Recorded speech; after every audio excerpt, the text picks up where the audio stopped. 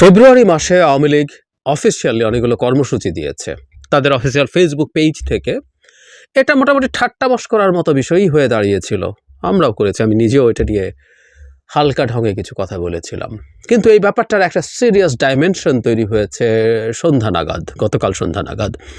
কারণ সরকারের দিক থেকে একটা ব্রিফিং হয়েছিল। আমাদের যিনি প্রেস সচিব আছেন শফিকুল আলম ভাই, তিনি আওয়ামী লীগের কর্মসূচি প্রসঙ্গে কথা বলেছেন। ইনফ্যাক্ট তাকে প্রশ্ন করা হয়েছিল, তার জবাবে তিনি কিছু কথা বলেছেন এবং যে কথাগুলো নিয়ে আবার পাল্টা বিতর্ক তৈরি হয়েছে। অনেকগুলো প্রশ্ন যে তিনি যা বলেছেন সেটা কি করা সম্ভব, সেটা কি করা যেতে পারে, সেটা কি করা উচিত হবে, সেটা কি করা লিগ্যাল হবে। অ্যাট দ্য সেম টাইম তাহলে আওয়ামী লীগের কর্মসূচি নিয়ে আমরা আসলে কি করব, কি করা উচিত, এই আলাপগুলো আছে। শফিক ভাই যে মন্তব্যগুলো করেছেন, প্রথমেই একটা প্রশ্ন আসবে, সেটা হচ্ছে এটা কি তার ব্যক্তিগত মতামত? তাহলে সাথে সাথে প্রশ্ন আসবে যে একজন প্রধান উপদেষ্টা প্রেস সেক্রেটারি কিভাবে ব্যক্তিগত মতামত দেন। আবার পাল্টা সরকার কিভাবে ভাবছে? তাহলে সরকার যদি এভাবে ভেবে থাকে তাহলে ব্যাপারটা আরও বেশি সিরিয়াস হয়ে দাঁড়ায়। শফিক ভাই কি বলেছেন আমরা একটু পড়ি। শফিকুল আলম বলেছেন, বাংলাদেশে যতদিন না তারা ক্ষমা চাচ্ছে, তাদের নেতৃত্বকে ট্রায়ালের মধ্যে আনা হচ্ছে এবং যতক্ষণ না বিচার হচ্ছে, দায়বদ্ধতার মধ্যে আসছে, ততদিন তাদের কোনো প্রতিবাদ কর্মসূচি করতে দেয়া হবে না। তাদের আগে বিচারের সম্মুখীন হতে হবে, আমাদের স্পষ্ট অবস্থান এখানে। তিনি বলেন, আওয়ামী লীগের শীর্ষ নেতা সহ অনেকে জুলাই হত্যাকাণ্ডের সঙ্গে জড়িত। হিউম্যান রাইটস ওয়াচের প্রতিবেদনে বলা হয়েছে শেখ হাসিনা জোরপূর্বক গুম ও হত্যার সরাসরি নির্দেশদাতা। বাংলাদেশের ইতিহাসে এত বড় একটা হত্যাকাণ্ড হলো, আপনার আমার চোখের সামনে বাচ্চা ছেলে মেয়েদের খুন করা হলো, শত শত ছেলে অন্ধ হয়ে গেছে, অনেকে সারা জীবনের জন্য পঙ্গু হয়ে গেছে। তিনি আরও বলেন, তারপরও তো আওয়ামী লীগের মধ্যে কোনো অনুশোচনা নাই, অনুতপ্তও না। তার উপর তারা মিথ্যা কথা বলেছে যে 3000 পুলিশ সদস্য মারা গেছে। কত বড় জালিয়াতি, কত বড় মিথ্যা। তিনি বলছেন, আওয়ামী লীগের যারা ক্লিন আছে, হত্যাকাণ্ডে জড়িত ছিল, তারা কি অনুতপ্ত হয়েছে? তারা কি বলেছে আমরা অনুতপ্ত? যারা অন্যান্য নেতা আছেন তারা কি বলেছেন যে পার্টি এই কাজ করেছে, আমরা অনুতপ্ত, ক্ষমা চাই? 71টি শিশুকে তারা মেরেছে, হেলিকপ্টার দিয়ে মেরেছে। আওয়ামী লীগের কে এসে বলেছে যে শেখ হাসিনার লিডারশিপ মানি না, আমি একটা ক্লিন লিডারশিপ চাই? কে এসে অনুতপ্ত হচ্ছে? এবং এদের অনেকে এসে অনুতপ্ত হচ্ছে। শফিক ভাইয়ের আবেগ আমরা বুঝতে পারি। মানে যারা তাকে আগে থেকে চেনেন, আমি তাকে আগে থেকে চিনি, জানি, মানে এই দেশকে ভালোবেসে এবং শেখ হাসিনার যে বিভৎস স্বৈরাচার তার বিরুদ্ধে অত্যন্ত গুরুত্বপূর্ণ রোল প্লে করেছেন। এবং আমাদের ইতিহাসে শফিক ভাইয়ের আগের অ্যাক্টিভিজম তো আছেই, তার প্রতিষ্ঠান এবং শেষ সময়টাতে জুলাই আগস্টে তার অফিস কিভাবে তিনি উন্মুক্ত করে দিয়েছিলেন বহির্বিশ্বের সাথে যোগাযোগের জন্য, যখন সব জায়গায় ইন্টারনেট বন্ধ ছিল। এটা আমাদের ইতিহাসের, এই লড়াইয়ের ইতিহাসের গুরুত্বপূর্ণ অংশ। এগুলো সব লেখা হবেই, কোনো সন্দেহের কিছু নাই। সো তার আবেগটা আমি বুঝি, কিন্তু শফিক ভাইয়ের যে বক্তব্যের মধ্যে খুব মূলগত কতগুলো প্রশ্ন আছে। সেটা হচ্ছে, যেটা অনেকেই প্রশ্ন করছেন, যে আওয়ামী লীগ কি নিষিদ্ধ রাজনৈতিক দল? নয় তো। ইনফ্যাক্ট এই আলাপটা আগেও আমি নিজেই আরেকটা ভিডিও করেছিলাম এক্স্যাক্টলি এই ধরনের একটা সিচুয়েশনে, বেশ কয়েক মাস আগে হবে। তখনও একই রকম আলাপ উঠেছিল। তো আওয়ামী লীগ তো নিষিদ্ধ রাজনৈতিক দল যদি না হয়, তারা তাদের ফেব্রুয়ারিতে বিক্ষোভ কর্মসূচি দিয়েছে, মিছিল দিয়েছে এবং তাদের বেশ কিছু দাবি দাওয়া আছে। আমি গতকাল একটা ভিডিওতে পড়ে শুনিয়েছি। এবং অ্যাবভ অল তারা অবৈধ ডক্টর ইউনূস সরকারের পতন চায়, তার জন্য হরতাল দিয়েছে 18 ফেব্রুয়ারি। একটা ভ্যালিড বৈধ রাজনৈতিক দল হিসেবে তারা এই কাজগুলো করতে পারে। এখন আওয়ামী লীগ কি অবৈধ রাজনৈতিক দল? উত্তর হচ্ছে না, তাদেরকে এখনো নিষিদ্ধ করা হয়নি, তাদের কোনো কর্মকাণ্ডের ওপরে কোনো রকম কোনো ব্যারিয়ারও দেওয়া হয়নি। তাহলে সরকারের প্রধান উপদেষ্টা প্রেস সচিব এভাবে কি বলতে পারেন? উনি পারেন না। আবার সরকারের অবস্থান যদি এটা হয়ে থাকে, সেটাও ইনফ্যাক্ট খুবই বড় প্রশ্নবিদ্ধ বিষয় হয়ে দাঁড়াবে। কারণ সরকার কোন অধিকার বলে এটা করছে? আমরা এই গণ-অভ্যুত্থানের পর অনেকে আমাদের মতো করে সবকিছু করে ফেলবো, এটা করে ফেলবো, সেটা করে ফেলবো বলছি, এবং আমরা মনে করছি আমাদের অনেক কিছু করা জায়েজ হয়ে যাবে। এটা ভুল পারসেপশন। শেখ হাসিনাকে আমরা যদি হাতের কাছে পেয়ে যাই, বহুজন তাকে জাস্ট পিটিয়ে হত্যা করে ফেলতে চাইবে। উনি তো পালিয়েছিলেন, এরকম একটা ঝুঁকি মাথায় রেখে মবের সামনে পড়তে চাননি। বহু আওয়ামী লীগের নেতাকে যখন আদালতে নিয়ে যাওয়া হচ্ছে, তাদের উপর চড়াও হওয়ার চেষ্টা করেছিলেন এবং বাগে পেলে এদের অনেকেই বেঁচে থাকতেন না। এখন তারা বিভৎস সব অপরাধ করেছেন, সেই অপরাধের প্রেক্ষাপটে আমরা কি বলতে পারি এটা করা জায়েজ হবে? আমি কোনোভাবেই অ্যাটলিস্ট মনে করি না, এবং আমি তাদের উপর সামান্য আঘাতেরও প্রতিবাদ করেছি, এবং প্রচুর মানুষ সেটার জন্য আমাকে বকাঝকা করেছেন, গালিগালাজ করেছেন। এটা খুব অল্প সময়ের মধ্যে এই কাজগুলো করেছি, বাট আই ডিড। খুবই ঘৃণিত মানুষজনের অধিকারের পক্ষে দাঁড়িয়েছে। তার মানে ব্যাপারটা এই দাঁড়ালো, আওয়ামী লীগ আমাদের ওপরে কি করেছে তার চাইতে জরুরি কথাটা হচ্ছে আওয়ামী লীগের সাথে আমরা ন্যায়ের সাথে ডিল করছি কিনা। আমি জানি এর মধ্যেই কেউ লিখবেন, আমি দেখি এই ধরনের মন্তব্যের পরে কেউ লিখে যে অতি সুশীলগিরি দেখানো হচ্ছে, এবং এই সুশীলগিরি দেখিয়েই আমরা আওয়ামী লীগকে পুনরুজ্জীবিত করে দেব। অফ টপিক, তারপরে বলে আওয়ামী লীগকে পুনরুজ্জীবিত করা যাবে না। আমরা যদি একেবারে আপাদমস্তক আহাম্মক না হই, আমরা যদি ন্যারেটিভ তৈরি করতে ব্যর্থ হই তাহলে পারবে, কিন্তু যদি অতটা আহাম্মক আমরা না হই আওয়ামী লীগ পারবে না। যাক, সে আলোচনা পরে। আওয়ামী লীগকে যদি আমরা তার কর্মসূচি পালন করতে না দেই, সেটাও একটা আইনি পথে হতে হবে। একটা রাষ্ট্র কিন্তু আইন দিয়ে চলে, একটা রাষ্ট্র কখনো কারো পারসেপশন দিয়ে চলে না। এটা অনৈতিক, এটা অন্যায়, এটা তো আমি বলছি। সো ওখানে একটা নিউট্রাল জায়গা থাকবে যেখানে যিনি অভিযুক্ত তারও বিচার পাওয়ার স্কোপ থাকবে। এখন প্রবলেমটা কোন জায়গায় দাঁড়ালো? এটাও সত্য, এই 6 মাস গেল মাত্র, এই সময়ের মধ্যেই এরকম কর্মসূচি আওয়ামী লীগ দিচ্ছে, তাদের স্পর্ধা আসলেই অনেক। এটা নিজের কাছেও ভালো লাগে না, কিন্তু আমি যখন একজন রাষ্ট্রের নাগরিক হিসেবে নিজকে চিন্তা করি, তখন আমি নিজের ওই অনুভূতিটা থেকে কাটিয়ে ওঠে আমি চাই যে আসলে তার অধিকার রক্ষিত হোক। ফলে আওয়ামী লীগের কর্মসূচি পালন করাতে এই মুহূর্তে অন্তত কোনো রকম কোনো সমস্যা নেই।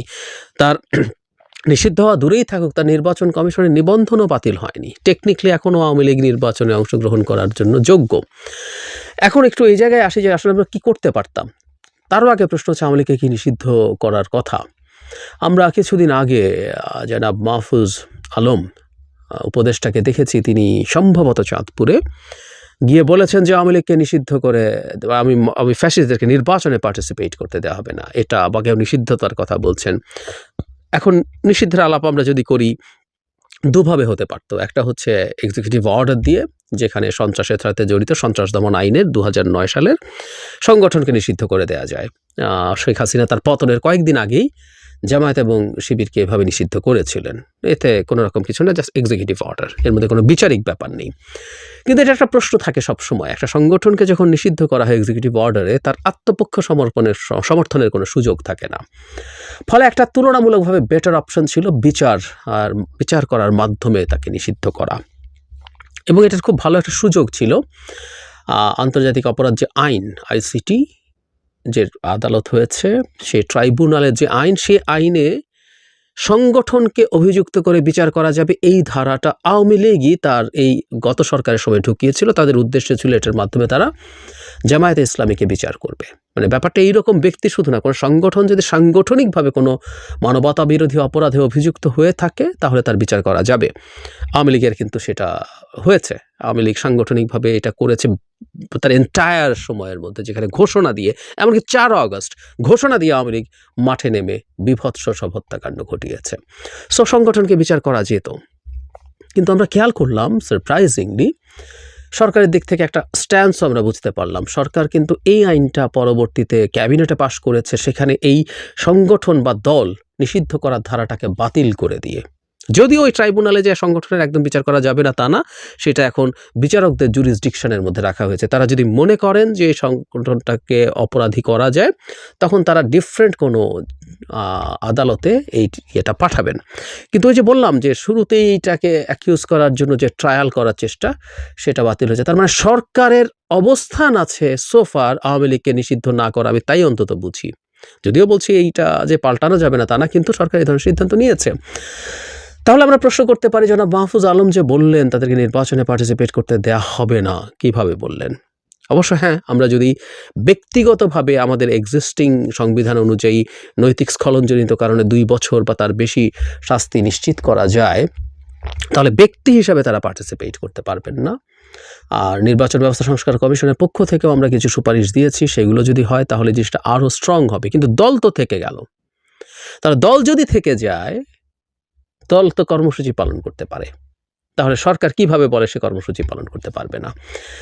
আমার মনে হয় এই ব্যাপারে খুব দ্রুত, শুধু সেটা না, আমার মনে হয় সরকার আওয়ামী লীগ নিষিদ্ধ করব কি করব না এই ব্যাপারেও একটা আলোচনা করা দরকার। এই যে সংস্কার নিয়ে যে আলোচনা হবে রাজনৈতিক দলগুলোর সাথে, সেখানেই আমার মনে হয় এই আলাপটা করা দরকার, কারণ এটা নিয়ে রাজনীতি হচ্ছে। নিষিদ্ধ হচ্ছে কি হচ্ছে না, ও চাইছে না কেন, সে চাইছে না কেন, ওটা চাও মানে কি, এটা এক একজন এক এক কথা বলছে। সো এটা মনে হয় একটা কনসেনসাসে পৌঁছার চেষ্টা করা দরকার। কয়েক মাস আগে আমি যে সাজেশনটা দিয়েছিলাম, আমার কাছে এটা একটা সাজেশন, আমার কাছে মনে হয়েছিল এটা হতে পারত যদি আইসি তখন মানে কন্ডিশন ছিল আইসিটিতে যদি ইয়েটা থাকতো, ওই ধারাটা সংগঠনকে নিষিদ্ধ করার, মানে সরকার যদি একটা অ্যাপিল করতো, অ্যাপিল মানে ওখানে ফাইল করতো যে আওয়ামী লীগ সংগঠন হিসাবেও এই কাজগুলো করেছে, সেটার জন্য বিচার চাওয়া হলো, এবং তার সিদ্ধান্ত আসার আগ পর্যন্ত তার রাজনৈতিক কর্মকাণ্ডে একটা স্থগিতাদেশ যদি তারা চাইতেন। এটা অবশ্য নিশ্চিতভাবে আদালতের ব্যাপার, এবং আমরা বিশ্বাস করি এটা হাসিনার আদালত না যে সরকার যা বলবে তাই হবে। আদালত সেটা মঞ্জুর নাও করতে পারতেন, কিন্তু মঞ্জুর করতেও পারতেন। সেই ক্ষেত্রে সম্ভবত লিগালি তাদের এই কর্মসূচির ওপর এক ধরনের নিষেধাজ্ঞা দেয়া যেত।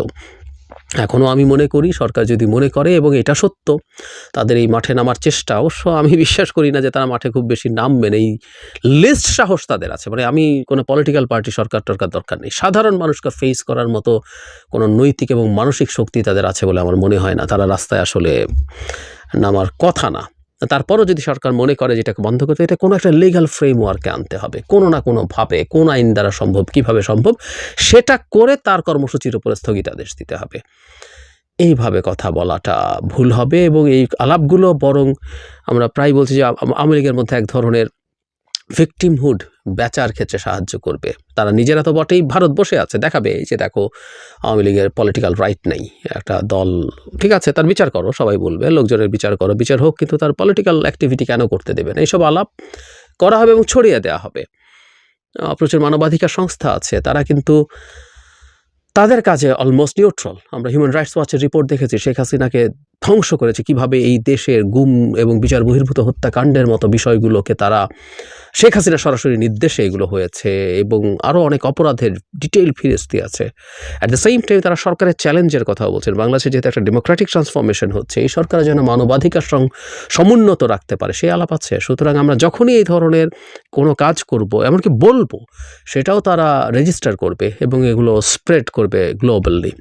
সুতরাং আমাদের সতর্ক থাকা দরকার, এবং কোনো একটা লিগ্যাল ফ্রেমওয়ার্ক, সেটা আইন মন্ত্রণালয় আছেন বা বড় অন্যান্য ক্ষেত্রে লয়াররা আছেন, তারা সেটার কোনো না কোনো একটা পন্থা বের করা চেষ্টা করতে হবে যদি নিষিদ্ধ করতে চান। আর আমি ব্যক্তিগতভাবে মনে করি তাদের এই নামার আওয়াজ টাওয়াজ এগুলো ফাঁকা বলির বেশি কিছু না। আমি সত্যিই তাই বিশ্বাস করি।